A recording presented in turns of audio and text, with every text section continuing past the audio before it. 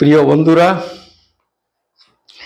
আমি বেশ কিছুদিন পর আবার এসআরবি মুক্তি ইউটিউবের পক্ষ থেকে আপনাদের সামনে কয়েকটা কথা বলার জন্য হাজির হয়েছি।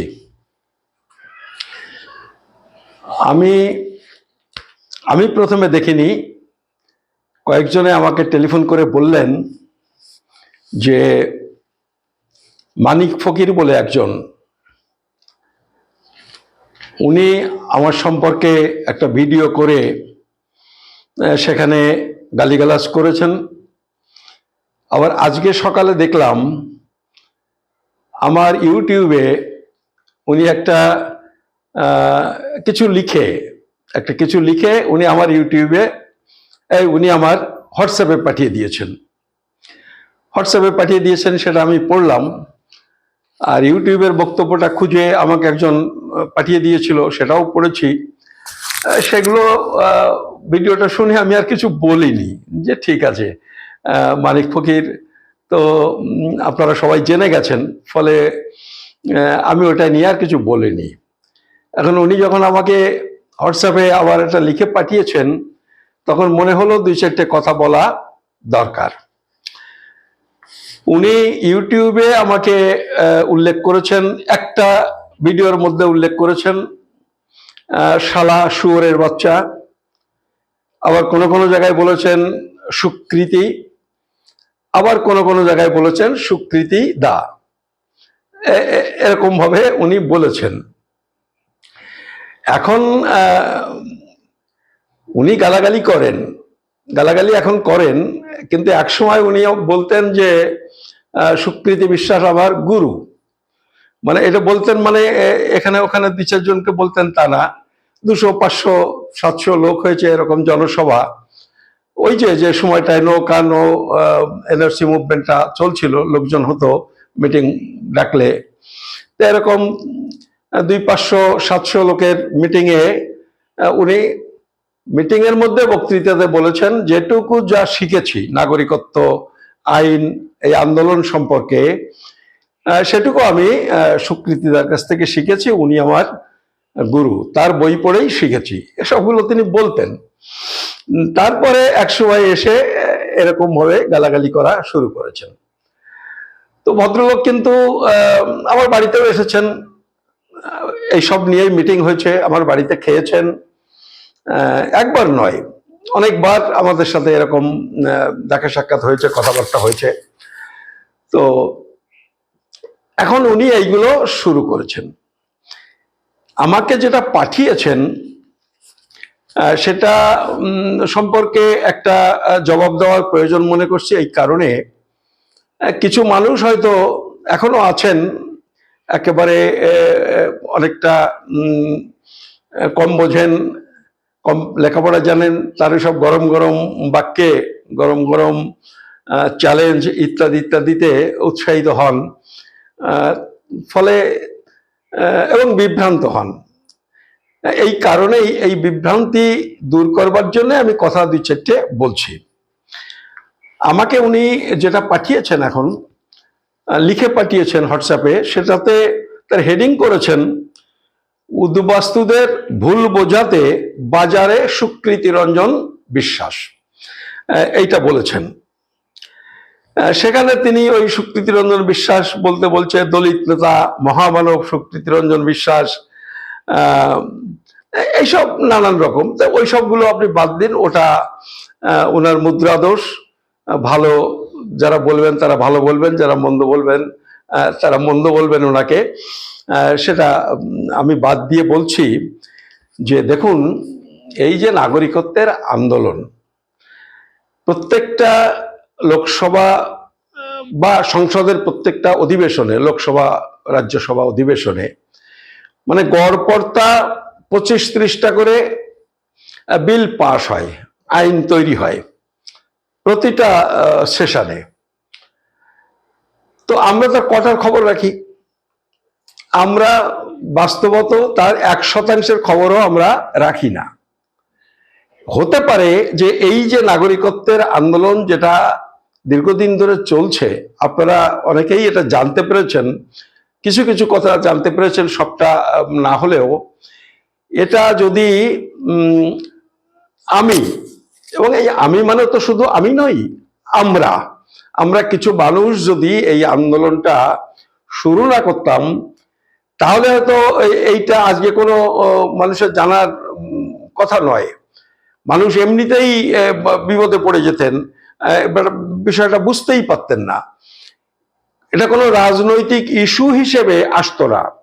কিন্তু আমাদের আন্দোলনের ফলে, এবং সেই আমাদের মধ্যে কিন্তু ওই মানিক ফকির ছিলেন না, বা ওই নো এনআরসি মুভমেন্ট যারা কলকাতায় বাবুরা করেছেন তারা কেউ ছিলেন না।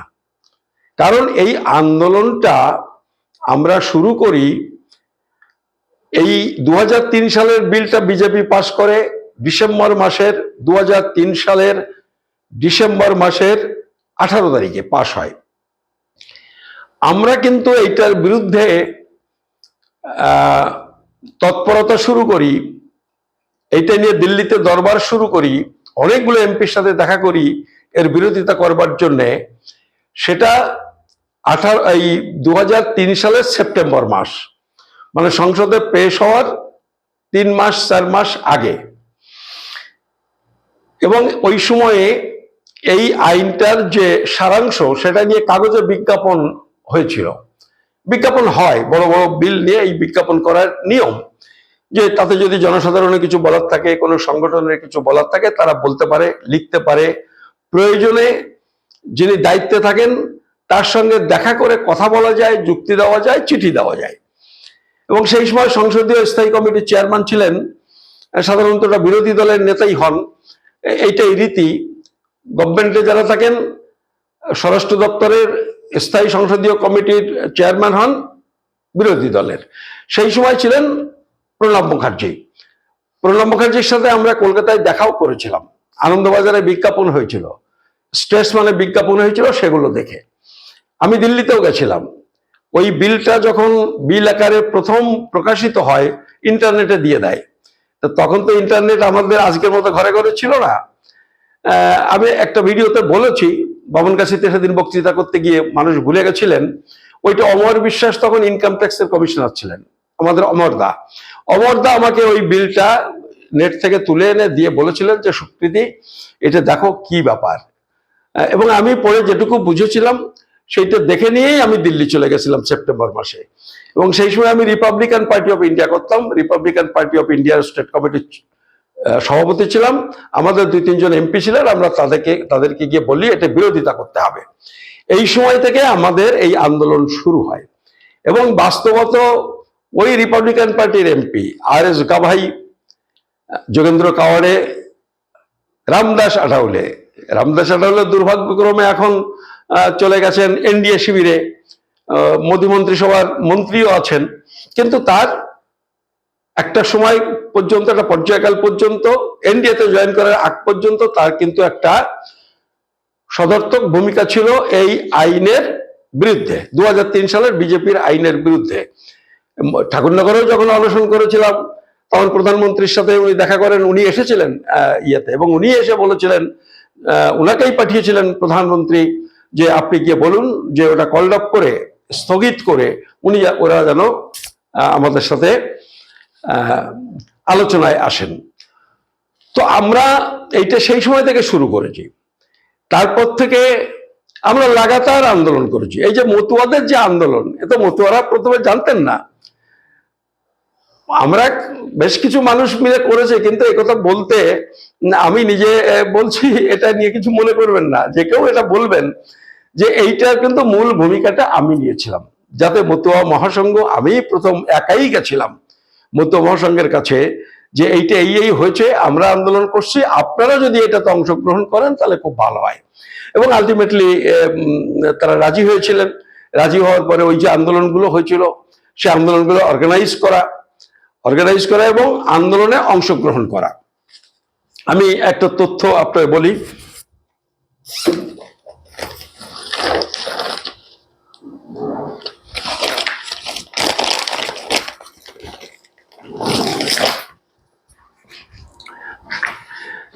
দেখুন, এইখানে আহ, এই যে বইটা, এই বইটাতে আমাদের আন্দোলনের কিছু ছবি এখানে আছে। আপনি যদি এইগুলো যদি দেখেন, এই বইটা যদি দেখেন, বা আরো বই আছে,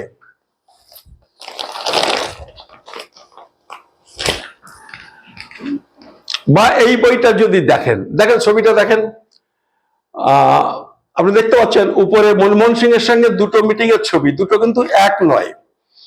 উপরে যে ছবিটা, এই ছবিটা মতুয়া মহাসংঘ, যার মাঝখানে আমি দাঁড়িয়ে, আমরা প্রধানমন্ত্রীর সাথে দেখা করেছিলাম। কিন্তু মতুয়া মহাসংঘ ছাড়াও আমি আরো দুবার আমাদের সংগঠনের পক্ষ থেকে, এই যে নিচের ছবিটা, বিভিন্ন এমপিদের সাথে যোগাযোগ করে তাদের নিয়ে প্রধানমন্ত্রীর সাথে দেখা করেছি আরো দুবার, মানে মোট 3বার আমি প্রধানমন্ত্রীর সাথে দেখা করেছি। এই পেছনের ছবিটা যদি দেখেন, আপনি দেখুন এই ছবিটা, এটা কিন্তু ঠাকুরনগরে অনশনের ছবি। ঠাকুরনগরে অনশনের ছবি ঠিক মাঝখানে কিন্তু আমি বসে আছি। মানে আমরা আন্দোলন করেছি, মানে আমরা নেতাগিরি করেছি, মতুয়ারা কষ্ট করেছে না খেয়ে থেকে, তা নয়।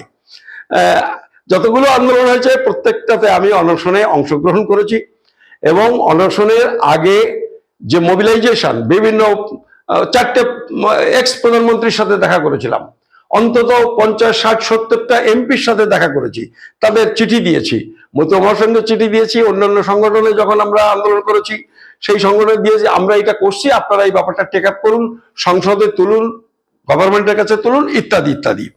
এবং তার ফল দেখুন।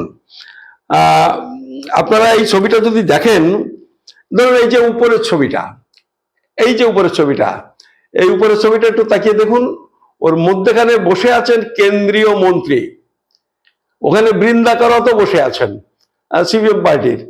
এই যে কেন্দ্রীয় মন্ত্রী কিন্তু ইনি প্রধানমন্ত্রী মনমোহন সিং আমাদের অনশন মঞ্চে, এই অনশন মঞ্চ কিন্তু দিল্লির যন্তর মন্তরে, দিল্লির যন্তর মন্তরে আমরা 3টে অনশন করেছি, 3টে অনশন 4 দিন 5 দিন করে আমরা অনশন করেছি। এবং এই অনশনে, এই যে সে অনশনের একটা ছবি হচ্ছে, এটা কিন্তু দিল্লি অনশনের ছবি। দেখুন এখানেও কিন্তু আমি মাঝখানে বসে আছি। অনশনটা আমি করবো না, অন্যরা কষ্ট করবে, আমি এরকম আন্দোলন কখনো করিনি। আমি সবটাতেই, যে কোনো আন্দোলনের সামনের সারিতে দাঁড়িয়ে আমি আছি, ওই পেছনে দাঁড়িয়ে যাও এগিয়ে, এইরকম কাজের মধ্যে নেই। আপনারা এখানে একটা একটা করে দেখুন, ধরুন এটা দেখুন সিপিআই এর ডি রাজা, তাদের যে জেনারেল সেক্রেটারি, এখানে বসে আছেন। এই যে এটা দেখতে পাচ্ছেন, এটা ফরওয়ার্ড ব্লকের দেবব্রত বিশ্বাস, এই বক্তৃতা করছে, আপনি দেখছেন। এটা এখানে বৃন্দাকারাত,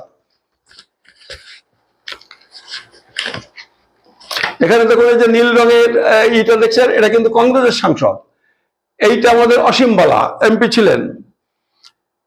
এটা তো আপনি উপরেটা দেখতে পাচ্ছেন, বৃন্দাকারাত আমাদের অনশনে ওখানে বসে আছেন। আপনি এখানে নিচের ছবিটা একটু দেখুন, এই নিচের ছবিটাতে কিন্তু মোহাম্মদ মাদানি, উনি এমপি ছিলেন, এই যে দাঁড়িয়ালা মোহাম্মদ মাদানি এমপি ছিলেন, যে আমাদের মুসলমানের সমর্থনটাও আমাদের দরকার, এবং ভারতের মধ্যে সব থেকে যে মানে রেসপেক্টেড মুসলিম বলতে যা বোঝায়, সেটা কিন্তু এই মাদানি পরিবার। ইনি দাঁড়িয়ে জমিয়তে উলামা হিন্দের সর্বভারতীয় সাধারণ সম্পাদক। আপনি দেখুন এই ছবিটা, এর মধ্যে বসে আছে কিন্তু রামবিলাস পাসওয়ান। এই রামবিলাস পাসওয়ান আমাদের স্বরাষ্ট্রমন্ত্রীর সাথে যখন 4 দিন অনশন চলছে, দ্বিতীয় অনশনের সময় উনি আমাদের স্বরাষ্ট্রমন্ত্রীর সাথে মিটিং এর ব্যবস্থা করে দিয়েছিলেন। উনি কথা বলেছিলেন, কারণ এক জায়গায় বসে থাকলে, পার্সুনা করতে পারলে, এইটা দেখুন, এখানে সিদ্দিকুল্লাহ চৌধুরী আছে, দেখুন সন্তোষ রানা আছে, দুর্জটি নস্কর আছে। আমরা আন্দোলনটা শুরু করেছিলাম, মুসলিমদেরও সাথে রেখেছিলাম, ঘটি সম্প্রদায়ের মধ্যে নেতা যারা, এই সন্তোষ রানা, দুর্জটি নস্কর, তাদেরও রেখেছিলাম। কারণ আমাদের আশঙ্কা, সে আশঙ্কা আজও আছে, সে আশঙ্কা যে এই সব আন্দোলনকে একসময় হয়তো ঘটি বাঙাল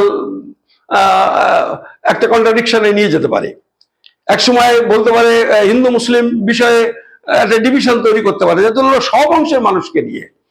ঘটিরাও যদি বলে উদ্বাস্তুদের নাগরিকত্ব দাও, মুসলমানরাও যদি তাদের নাগরিকত্ব দাও, সবাই যদি বলে, তাহলে এটা উদ্বাস্তুদের আন্দোলনের পক্ষে সুবিধা হয়, দাবি আদায়ের সুবিধায়। প্রত্যেকটা পলিটিক্যাল পার্টিও মনে করে যে সব সম্প্রদায় যখন আছে, তখন এটা আমাদের গুরুত্ব দেওয়া দরকার। আমরা এইভাবেই কাজটা শুরু করেছিলাম। আমরা ওই দিল্লির যে কনস্টিটিউশন ক্লাব, অন্তত 5টা-6টা আমরা বড় বড় সভা করেছি, যেখানে 12 জন 14 জন পর্যন্ত এমপি, বিভিন্ন দলের এমপি অংশগ্রহণ করেছেন। পার্লামেন্টে কোনো দল নেই, সেই সব এমপিদের কাছে আমি ব্যক্তিগতভাবে, অন্য কেউ নয়, আমরা আন্দোলন সবাই করেছি, এটা ঘটনা, আমি ব্যক্তিগতভাবে পকেটের পয়সা খরচ করে করে তাদের গিয়েছি, ব্যাপারটা বলেছি, বুঝিয়েছি এবং তাদের দিয়ে সংসদে তুলিয়েছি। এই সংসদে তুলেছে, সিপিএমও সংসদে তুলেছে, বাসুদেব আচারিয়া তুলেছে লোকসভায়, রাজ্যসভাতে প্রশান্ত চ্যাটার্জি তুলেছে, শ্যামল চক্রবর্তী তুলেছে, তারপরে ওদের এই ত্রিপুরার এমপি ছিলেন, আমি নামটা ভুলে যাচ্ছি, তিনি তুলেছেন, আরজেডি সাংসদরা তুলেছেন, কংগ্রেসের সাংসদরা তুলেছেন, PL Punia retired IAS officer, কংগ্রেসের এমপি ছিলেন, তিনিও এটা তুলেছেন, খুব ভালো বলেছেন। তারপরে রামবিলাস পাসওয়ান তুলেছেন, এরকম বিভিন্ন দলের। আমরা দেখা করেছিলাম, চিঠি দিয়েছিলাম দেবেগৌড়াকে, আমরা চিঠি দিয়েছিলাম, তখন ভিপি সিং বেঁচে ছিলেন, তাকে দিয়েছিলাম। আমি এটা 9-10 সালের কথা বলছি, 10-11 সালের কথা বলছি। ভিপি সিংকে আমরা দিয়েছিলাম, তারপর চন্দ্রশেখরকে দিয়েছিলাম, মানে এরকম 4টে এমপির সাথে, 4টে প্রাক্তন প্রধানমন্ত্রীর সাথে আমরা দেখা করে এটা বুঝিয়েছি, বলেছি, তারা নীতিগতভাবে আমাদের সমর্থন করেছেন, তারা গভর্নমেন্টকে চিঠি লিখেছেন, সেই চিঠির কপিগুলো আমাদের পাঠিয়েছেন। ফলে এই আন্দোলনটা যদি বলেন মতুয়াদের আন্দোলন, সেখানে 2টো অনশন হয়েছে ঠাকুরবাড়িতে, 2টো অনশনে আমি পার্টিসিপেট করেছি। ওই যে লক্ষাধিক লোকের মিটিং হয়েছিল এসপ্লানেড স্ট্রিটে, তার একমাত্র নাগরিকত্ব নিয়ে বক্তা ছিলাম আমি। ওই যে অতগুলো পার্টির নেতাদের হাজির করেছিলাম, আপনি জিজ্ঞেস করবেন, সে তৃণমূলকে জিজ্ঞেস করুন, কংগ্রেসকে জিজ্ঞেস করুন, ফরওয়ার্ড ব্লককে জিজ্ঞেস করুন, সিপিএম কে জিজ্ঞেস করুন, প্রত্যেকটা নেতাকে তাদের সাথে পার্চু করে কথা বলে বুঝিয়ে তাদের ওই মঞ্চে হাজির করানোর কাজটা আমিই করেছিলাম, এবং আমাকেই দায়িত্ব দিয়েছিল মতুয়া মহাসংঘ যে এটা আপনি করবেন, কারণ আপনি যারা কেউ পারবে না। আমি এই কথাগুলো বলছি এই কারণে যে এই যে মানিক ফকির বলছেন যে আমি যাতে আন্দোলন না হয়, মানুষ যাতে রাস্তায় না নামেন, তার জন্য আমি আবার সক্রিয় হয়েছি। এই আন্দোলনে আমরা কতকাল ধরে নিরবচ্ছিন্নভাবে আমাদের সাধ্যের সীমা পেরিয়ে, মানুষজন বেশি সাড়া দেয়নি। একটা আন্দোলন করতে গেলে মানুষের সাড়া না পেলে টেনে নিয়ে যাওয়া অত সহজ তো নয়। সুপ্রিম কোর্টে মামলাও করেছি, এবং সুপ্রিম কোর্টে যে মামলা করেছি আপনারা হয়তো অনেকে জানেন না। যখন আসামের যে এনআরসি হচ্ছে, আসামে এনআরসি হওয়ার সময় ওই সময় প্রতীক হাজেলা ছিলেন কোঅর্ডিনেটর, আর রাজ্য সরকার বিজেপি, তারা এফিডেভিট জমা দিল সুপ্রিম কোর্টে। আপনারা জানেন যে তখন ওই পর্যায়ে বিভিন্ন ইস্যুতে 4-5টা জাজমেন্ট হয়েছিল সুপ্রিম কোর্টে, যেটা এরকম ভাবে হবে, এটা এরকম এরকম ইত্যাদি ইত্যাদি। তো সেই সময় এরা একটা এফিডেভিট জমা দিয়ে বলল যে বর্ডার স্লিপটা, কারণ 71 আসামের একটা ব্যাপার আপনারা জানেন যে 71-এর আগে আসামে গেলে, এটা শুধু আসামে কিন্তু, সারা ভারতের ক্ষেত্রে কিন্তু অন্য, আসামের 71-এর 25শে মার্চের আগে গেলে তারা দরখাস্ত করার লাগবে না, কিচ্ছু লাগবে না। সুপ্রিম কোর্ট যে 12টা না 14টা ডকুমেন্টের কথা বলে দিয়েছে, তার যে কোনো একটা থাকলে তিনি অটোমেটিক নাগরিক। ওই ডকুমেন্টটা দেখাতে পারলে আবেদন করার লাগবে না। এটা রাজীব গান্ধীর সাথে চুক্তি হয়েছিল, সেই চুক্তির ভিত্তিতে 6A ধারা নাগরিকত্ব আইনের, এইটা পরে আইন হয় পার্লামেন্টে 6A ধারা, তো যার জন্য এইটা হয়েছিল। তো এখন ওই যে পূর্ববঙ্গ থেকে যারা রিফিউজি গেছে, পূর্ববঙ্গ থেকে রিফিউজি যারা গেছে আসামে, তা তাদের ডকুমেন্ট কি আছে? তাদের একটা ডকুমেন্ট বর্ডার স্লিপ, যে আমি ওই বর্ডার পার হয়ে আমি আসামে ঢুকেছি এত সালে। 2 নম্বর ইয়েটা হচ্ছে ওইখানে যে ক্যাম্প হয়েছিল, রিফিউজি ক্যাম্প, সেই রিফিউজি ক্যাম্পে চাল ডাল দিত, তার জন্য একটা কার্ড হয়েছিল, ওই একটা কার্ড। আর কি ওই সময়ে কংগ্রেস গভর্নমেন্ট নির্দেশ জারি করেছিল এবং গেজেট নোটিফিকেশন করে দায়িত্ব দিয়েছিল ক্যাম্প ইনচার্জকে, যে ক্যাম্প ইনচার্জ নাগরিক সার্টিফিকেট দিতে পারবে, নাগরিক হিসেবে রেজিস্ট্রি করতে পারবে। মানে নাগরিক সার্টিফিকেটটা যেমন এখানে ডিএম দিত বা এসডিও কে অথরাইজ করেছিল, এসডিও দিত, ওইটা ক্যাম্প ইনচার্জকে দায়িত্ব দিয়েছিল কংগ্রেস, যে ওই রিফিউজিদের অসুবিধা যাতে না হয় তাদের ক্যাম্প থেকেই নাগরিক সার্টিফিকেট দিয়ে দিন। আমাদের লোকে বোঝেনি, নেয়নি, বা অনেকে নিয়েছে গুছিয়ে রাখেনি, সেটা অন্য প্রশ্ন। তো যার কাছে যেটা ছিল, কিছু কিছু লোকের কাছে তো সেটা ছিল, আছে, এখানেও আছে। আমরা একদিন বলছিলাম ওই যে হেডমাস্টার মশাই ছিলেন এই বাগদার ওখানে সিন্দ্রানী স্কুলের বোধহয় বীরেন মন্ডল, বীরেনরা আমাকে বলছিলেন যে তার ওই সার্টিফিকেটটা আছে, ওই ক্যাম্প থেকে দিয়েছিল। তো এরকম এই যে সার্টিফিকেটটা, এই সার্টিফিকেটটাকে যেন না মানা হয়। ওই যে ক্যাম্প অফিসে যে চাল ডাল দেওয়া যে কার্ড, ওই কার্ড যেন না মানা হয়, বর্ডার স্লিপ যেন না মানা হয়, এই 3-4টে ডকুমেন্টকে যাতে গ্রাহ্য না করা হয়, 71-এর আগে এসেছে তার প্রমাণপত্র হিসেবে যাতে গ্রাহ্য করা না হয়, সেই মর্মে তারা এফিডেভিট জমা করে, কোর্টে এফিডেভিট দিয়ে তারা সুপ্রিম কোর্টে জমা করে। এইবারে এই মামলা গভর্নমেন্ট বিজেপির, যারা সুপারিশ করছে রাজ্য সরকার বিজেপির, তো এবারে রিফিউজিদের পক্ষে বলবে কে? মানিক ফকির বলবে? বলেছিল মানিক ফকির? না তার সে ক্ষমতা ছিল না, তিনি আন্দোলনের মধ্যে ছিলেন? তখন অব্দি মানিক ফকির এসব নিয়ে নাম শোনেনি, হয়তো আন্দোলন করা তো দূরের কথা। আমাদের সংগঠন the joint action committee for Bengali refugee, আমরা 2014 সালে মামলা করেছিলাম, তার মধ্যে এটা একটা বিষয় ছিল। আমরা সেই ইয়েতে পাঠিয়েছিলাম, আসামে এত বড় ঝামেলা, তা সত্ত্বেও আসামের কোনো বাঙালি সংগঠন তারা সুপ্রিম কোর্টের এই মামলায় পার্টি নয়। ফলে তারা আমার কাছে আছে, আপনারা যদি কেউ দেখতে চান একদিন আসবেন, আপনারা দেখবেন আমার কাছে এখানে রয়েছে, ফাইলে রয়েছে। অন্তত 10টা সংগঠন আমার কাছে চিঠি পাঠিয়েছে, তাদের প্রস্তাব যে শুক্রদীপবাবু আপনাদের সংগঠন আছে, এখন আপনারা ছাড়া কোনো উপায় নেই, তা আমরা এই এই এই এই দাবিগুলো আপনি একটা এসওপি বলে স্ট্যান্ডার্ড অপারেটিং প্রসেস, এই এসওপি করে আপনি সুপ্রিম কোর্টে জমা দিন, না হলে একেবারে বিপদে 4-5 লক্ষ রিফিউজি যারা গেছেন তাদের ওই ডকুমেন্ট ছাড়া আর কোনো ডকুমেন্ট নেই। মানে 2-4 জনের কিছু থাকতে পারে, অধিকাংশ লোকের ডকুমেন্ট বলতে এইটা। এবং সেইটা আমি এবং হিমাদ্রি চ্যাটার্জি এখন কলকাতা বিশ্ববিদ্যালয়ে রাষ্ট্রবিজ্ঞান পড়াই, আমি তখন মধ্যম গ্রামের বাড়িতে থাকি। দুদিন বসে আমরা দুজনে সেই এসওপিটা তৈরি করি, করে দেখুন আমাদের যে উকিল ছিল, সে উকিল তো বাস্তবত বিনি পয়সার উকিল, তিনি বলতেন আপনারা তৈরি করে দিন, আমি সেইটা গুছিয়ে গেছে জমা দেবো আমার লেটার প্যাডে, যেটুকু যা আইনগতভাবে করতে হয়। ফলে তৈরিটা আমাদের করে দিতে হলো, এবং আমাদের উকিল অত্যন্ত সুন্দরভাবে সেদিন এটাকে ডিফেন্ড করে, যে কারণে কিন্তু এই ডকুমেন্টগুলোকে আর বাতিল করতে পারেনি। এবং এটার জন্য 3-5 লক্ষ মানুষ, যারা বাঙালি হিন্দু, যারা এই মতুয়া বা নিম্নবর্ণের মানুষ অধিকাংশ, তারা কিন্তু যারা রিফিউজি হয়ে গেছিল, মানে এরা বেশি কিন্তু অন্যরাও আছে, তারা কিন্তু বেঁচে গেল, না হলে 19 লাখের জায়গায় আরো 3-5 লাখ বেড়ে যেত। তা এইটা কি মানিক ফকির জানে? সে যে বলছে সুকৃতি বিশ্বাস মানুষকে বিভ্রান্ত করার জন্য যাতে আন্দোলনে না নামেন, তার জন্য এগুলো করছে, উনি এগুলো জানেন না। উনি আন্দোলন করেছেন নৌকা নো এনআরসি মুভমেন্ট। নৌকা নো এনআরসি মুভমেন্টটা কি? নৌকা নো এনআরসি মুভমেন্ট একটা জিনিস দেখুন, আমি দেখাচ্ছি আপনাকে।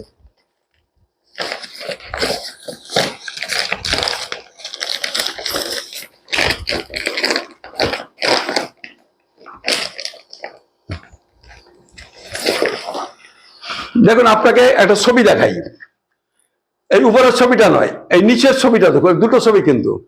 নিচের ছবিটা যদি আপনারা একটু লক্ষ্য করেন, দেখেন তো এর মধ্যে হিন্দু মুসলমান দেখুন তো। এই মিছিলটাতে অন্তত 5,000 মানুষ হয়েছিল কলকাতায় এই মিছিলে। আমি আরো একটা ছবি আপনাকে দেখাতে পারতেও সময় লেগে যাবে, আমি কাগজটা রাখিনি কাছে। তাই এই মিছিলটাতে 4-5,000 মানুষ হয়েছিল, যার অর্ধেকটা ছিল মুসলমান, যারা এই আমাদের হিন্দু ভাইদের নাগরিকত্ব দাও এই দাবিতে তারা রাস্তায় এসেছিলেন।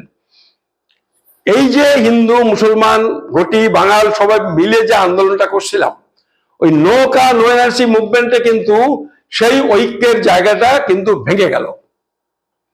কারণ এরা বোঝালো নৌকা নো এনআরসি মুভমেন্ট কিন্তু উদ্বাস্তুদের নাগরিকত্বের প্রশ্ন ছিল না, সেইটা ছিল যে ওই আইন পাশ হলে মুসলমানরা বিপদে পড়বে। কিন্তু ওই আইনে মুসলমানদের বিপদে পড়ার কোনো কারণ ছিল না। 2016 সালের যে ক্যাব বিল, যেটা 2019 সালের নাগরিকত্ব আইনে পরিণত হয়েছে, এইটা একটা ভুল বোঝানো। আমার মুসলমান ভাইরাও যারা আমার সাথে আন্দোলন করতো তারাও ওই আন্দোলনে বিভ্রান্ত হয়ে গেলেন, এবং আলটিমেটলি যেটা হলো ওইটাতে কিন্তু মূল বিষয় ছিল এটা, এবং মূলত মুসলিমরাই পার্টিসিপেট করেছিলেন। নো এনআরসি মুভমেন্টে ওই মানিক বাবুর মতো কটা লোক ছিল ওই দাড়ি দেখানোর জন্য, কিন্তু লোকজন যা ছিল মুসলমানরা।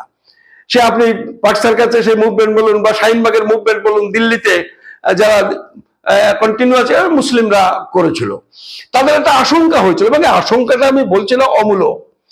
কারণ বিজেপি মুসলমানদের বিরুদ্ধে যখন বলেন, যেভাবে বক্তৃতা করছিলেন আমাদের অমিত শাহ এখানে এসে, যে 3 কোটি মুসলমান অনুপ্রবেশকারী, তাদের ভয় পাওয়াটাই খুব স্বাভাবিক ছিল।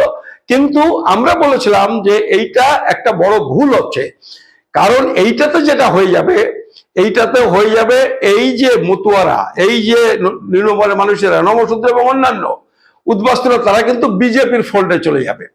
বিজেপি যেভাবে প্রচার করবে এই দেখো তোমাদের আমরা নাগরিকত্ব দিতে চেয়েছিলাম, মুসলমানরা তার বিরোধিতা করছে, এই কথাটা বলবে, এবং আলটিমেটলি এই লোকগুলোকে বিজেপির দিকে ঠেলে দেওয়া হবে। আমি বলছি না নো এনআরসি মুভমেন্ট যারা করেছিল তারা বিজেপির পক্ষের লোক, তারাও বিজেপির বিরোধী লোক, কিন্তু তাদের যে কৌশল, আমি বারবার তাদের বলেছিলাম যে এইটা কিন্তু একেবারে সর্বনাশ হয়ে যাবে, এবং সেটাই হয়েছে। আপনারা হিসেব করে দেখুন, ওই মুভমেন্টের ফলেই বিজেপি কিন্তু এই অংশের মানুষের মধ্যে ঢুকে পড়ল।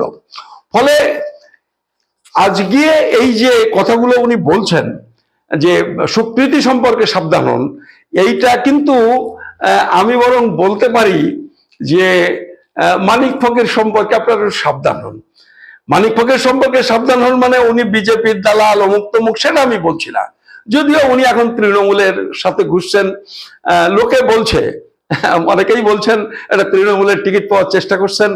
সে যাই হোক, টিকিট পাওয়ার জন্য করুক আর না করুক, টিকিট তো অনেকেই পাওয়ার চেষ্টা করে, সেটা করুন।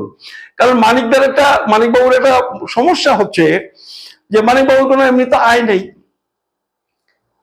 কোনো আয় নেই, ফলে তাকে তো বেঁচে থাকতে হবে। ফলে মানুষ বেঁচে থাকার জন্য যা করেন সেটার মধ্যে আমি অতটা সেটা নিয়ে মাথা ঘামাই না, একটু এদিক ওদিক করে যা করে করুন। কিন্তু মুশকিল যেটা হচ্ছে, আমাদের প্রতি অনাস্থা তৈরি করে দেওয়ার, আমরা কিছু করার চেষ্টা করলে সেটা অনাস্থা তৈরি করে দেওয়ার যে চেষ্টাটা উনি করছেন, এইটা একটা কিন্তু উদ্বেগের জিনিস, এবং এটা আপনাদের এটা বুঝতে হবে। এবং তিনি আইন ব্যাখ্যা করছেন, আইন ব্যাখ্যা করে বলছেন আইনের এই জায়গা খুব সূক্ষ্মভাবে সুপ্রীতিবাবু ভুল বোঝাচ্ছেন, এটা ঠিক বলেছেন, এটুকু ঠিক বলেছেন, এটুকু ঠিক বলেছেন, বেঠিক যে কি বলেছি সেইটি আর উনি পরিষ্কার করে বলতে পারছেন না উনার ওই লেখাটাতে। বরং উনি নাগরিকত্ব আইনটা যে বোঝে না, আজও বোঝে না, সেইটা কিন্তু খুব স্পষ্ট। আসলে আজও আমি আপনাদের বলছি, আজও নাগরিকত্ব আইন ও বোঝে না, ও বিরোধিতা করার জন্য করে যাচ্ছে। আজকে আপনারা একেবারে পরিষ্কার বুঝে নিন যে 1987 সালের আগ পর্যন্ত ভারতবর্ষে যারা জন্মগ্রহণ করেছেন, উনি বলছেন উদ্বাস্তু পরিবারে জন্মগ্রহণ করলে তিনি অনুপ্রবেশকারী, আর আমি আপনাদের বলছি উদ্বাস্তু পরিবারে জন্মগ্রহণ করেন বা অন্য পরিবারে জন্মগ্রহণ করেন, 87 সালের আগে জন্মগ্রহণ করলে আপনি আর ভারতবর্ষে অনুপ্রবেশকারী নন, আপনি জন্মসূত্রে ভারতের নাগরিক। এখন প্রশ্ন হলো, জন্মগ্রহণ করেছি বললে তো হবে না, আমি আইনের কথা বলছি। জন্মগ্রহণ করলে তিনি ভারতবর্ষে জন্মসূত্রে নাগরিক, এটা আইন। এই আইন যেটা বলছি এর মধ্যে কোনো ভুল নেই, কিন্তু তারপরে যেটা বলছি সেটা হচ্ছে বাস্তব সমস্যা। সমস্যাটা হলো যে আপনি তো এই দেশে জন্মগ্রহণ করেছি বললে তো কেউ মানবে না, তার জন্য তো জন্মের সার্টিফিকেট লাগবে। সেইটা অধিকাংশ মানুষের নেই, বিশেষ করে schedule caste, schedule tribe, OBC, মুসলমান এবং অন্যান্য যারা গ্রামে বাস করেন তাদের অধিকাংশর নেই। শহরে কিছু মানুষের থাকলেও থাকতে পারে, যদিও এই জন্মের সার্টিফিকেট দেওয়ার আইন কিন্তু 1969 সালে তৈরি হয়েছে, তবুও 87 সালের আগে পাওয়া যাবে না। তাহলে এই যে বাস্তব সমস্যা, আর আইনগত সমস্যা, এই সমস্যাটা যদি আমরা বুঝিয়ে না বলি, মানিকবাবু বলছেন এইটা বললে সবাই ভাবে আমার অসুবিধা নেই, তাহলে আন্দোলন জমবে না। ফলে উনি অহেতুক ভয় দেখিয়ে, মানুষকে ভয় দিয়ে, মানুষকে আতঙ্কগ্রস্ত করে আন্দোলন হবে, এইটা হচ্ছে ওনার তত্ত্ব। এবং তার জন্য আইন টাইন যা আছে সব ভুলভাল বলতে হবে যাতে মানুষ ভয় পান। এইটা হচ্ছে আমাদের মানিকবাবুর কৌশল।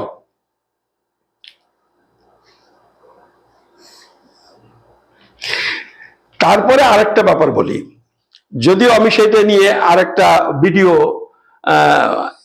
করব, আজকে না হলো কালকে করব। সেটা হলো এই যে আইনটা তৈরি হয়েছে, এই যে 2025 the immigration and foreigners act 2025, আমি অ্যাক্ট বলছি, লোকসভাতে পাশ হয়ে গেছে।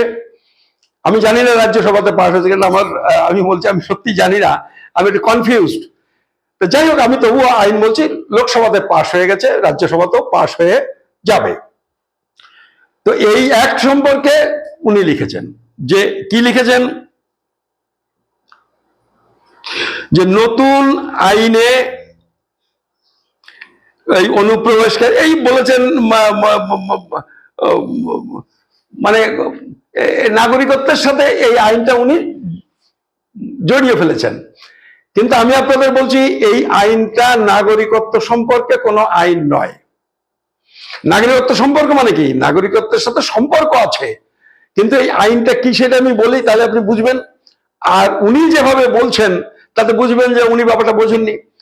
এই আইনটাতে দুটো দিক আছে, এটা নাগরিকত্বের ব্যাপার না, এখানে বলেছে পাসপোর্টের ব্যাপার।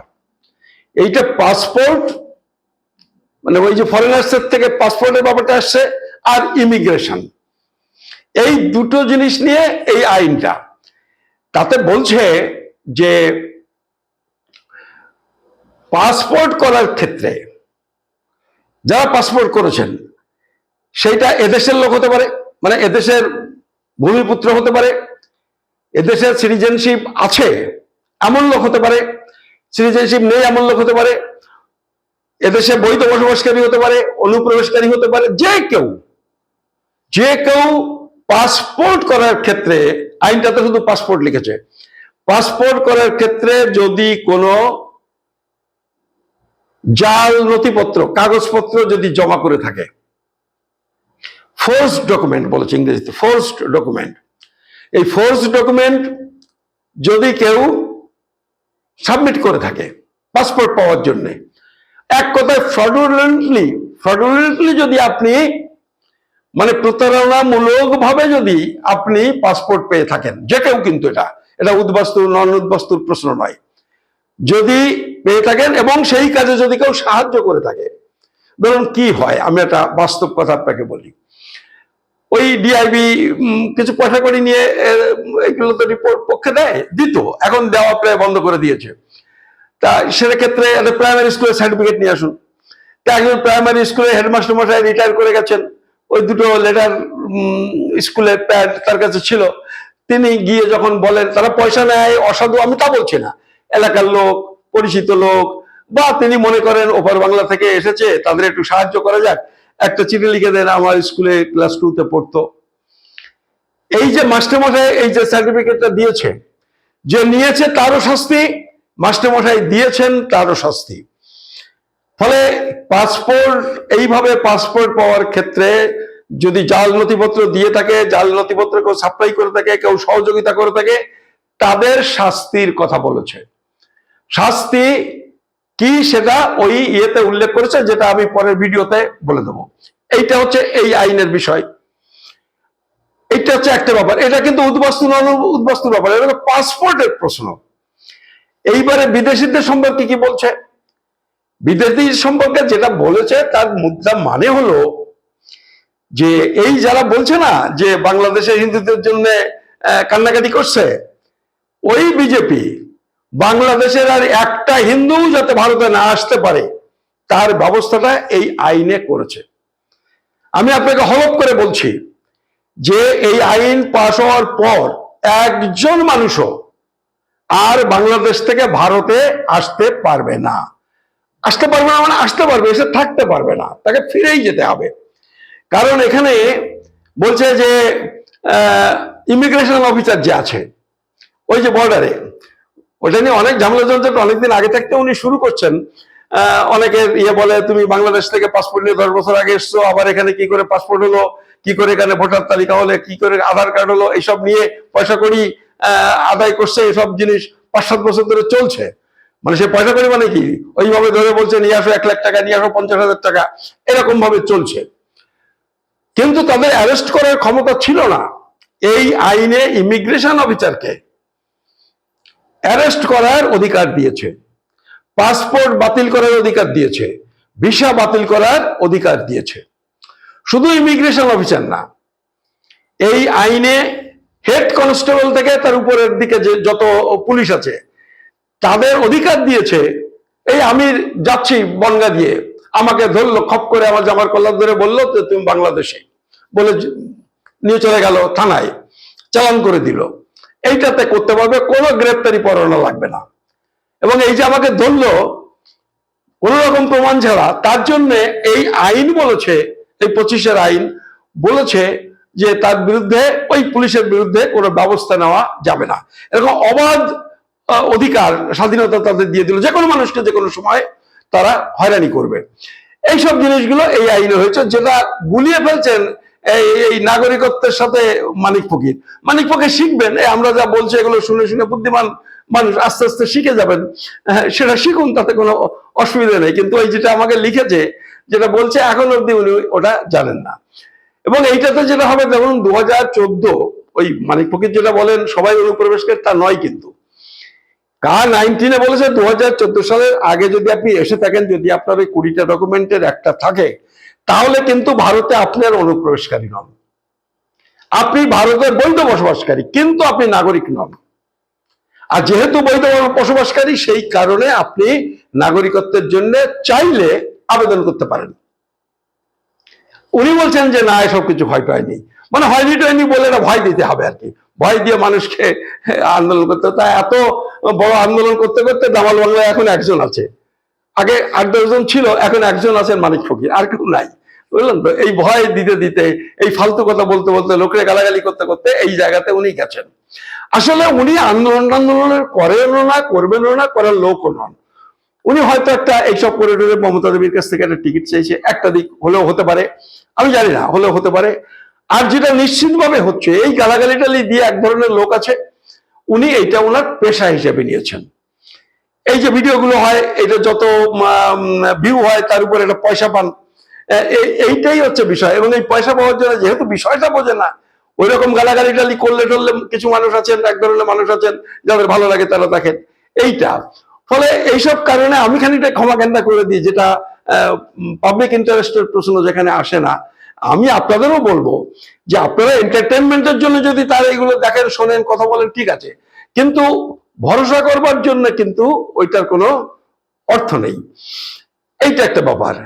আর এই আইনটা আমি আগে বলছি, আমি আগেও বলেছি, আবারও বলছি, এই আইন সম্পর্কে আমি বলবো, এই আইনে সব থেকে মারাত্মক জায়গা করেছে, আপনাকে ধরে ঢুকিয়ে দিল, অ্যারেস্ট করে ঢুকিয়ে দিল, দিলে যে আপনি বিদেশি, পুলিশের কোনো দায়িত্ব নেই, আপনি বিদেশিরা প্রমাণ করেন, আপনাকে প্রমাণ করতে হবে যে আপনি ভারতীয়।